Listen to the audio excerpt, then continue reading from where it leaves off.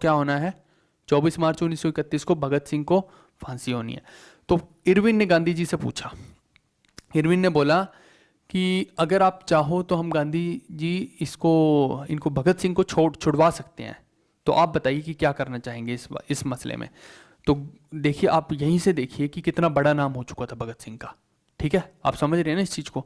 तो गांधी जी ने बोला कि देखिए कि आपका जो कॉन्स्टिट्यूशन किसी मर्डरर को सज़ा देना चाहे, आपके कॉन्स्टिट्यूशन के अकॉर्डिंग जो भी किसी चीज़ के लिए, मर्डर के लिए सज़ा है, वो आप दे सकते हैं। अब देखिए, ये सबसे बड़ा लांछन है गांधी जी पे, क्योंकि आप देखिएगा कि अभी कॉन्स्टिट्यूशन बना नहीं है। ये राउंड टेबल कॉन्फ्रेंस काहे के लिए हो रही थी भैया? मतलब क्या बात कर गया वो बंदा, क्या लॉजिक दे गया? अब आप खुद समझदार हैं, सोचिए इस चीज़ को कि कॉन्स्टिट्यूशन अभी बना नहीं है, बट वो उनको कह रहे हैं कि आपके कॉन्स्टिट्यूशन के हिसाब से जो ठीक है वो करिए।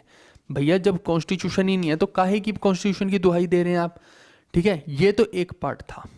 तो इसके लिए कोई भी शायद गांधी जी को कभी माफ़ नहीं करेगा इस चीज़ के लिए। ठीक है, बट मैं अब दूसरा पार्ट भी बताता हूँ, दूसरा पार्ट भी समझाता हूँ। ठीक है, दूसरे पार्ट में क्या है कि अब उनके खुद के प्रिंसिपल्स हैं, क्योंकि वो नॉन वायलेंस को प्रमोट करते हैं।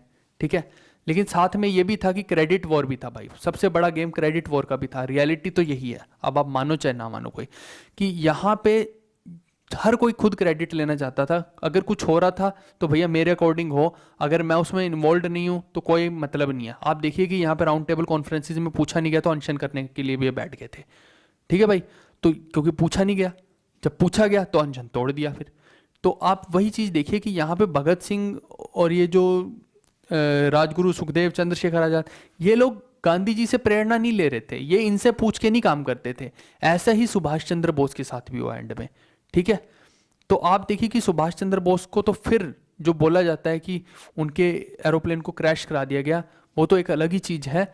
आप यहाँ पे देखिए कि यहाँ तो शरेआमी, मतलब ये तो डायरेक्टली साफ ही दिखाई दिया कि वो बचाना ही नहीं चाहते हैं, क्योंकि एक तो उनके खुद के सिद्धांत हो गए कि भैया मैं नॉन वायलेंस को प्रमोट करता हूँ, तो ये बंदा वायलेंस कर रहा है। दूसरा ये कि ये मुझसे पूछ के नहीं कर रहा है कुछ, इधर माई वे और हाईवे।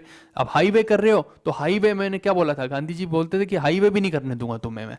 हाईवे मतलब कि या तो मेरे हिसाब से चलो, या फिर मुझसे ऊपर का कोई रास्ता तुम्हें दिखाई देता उस पर चलो, तो वो उस पर भी नहीं चलने देंगे।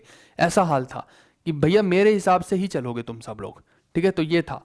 तो जो भी उनके अगेंस्ट किया है तो फिर उसका भुगतान उसको करना पड़ा है। तो इन्होंने मना कर दिया यहाँ पे। अब आप कमेंट करके बताइए कि क्या ये सही था या गलत था। ये आपके कमेंट का मैं वेट करूंगा। ठीक है भाई।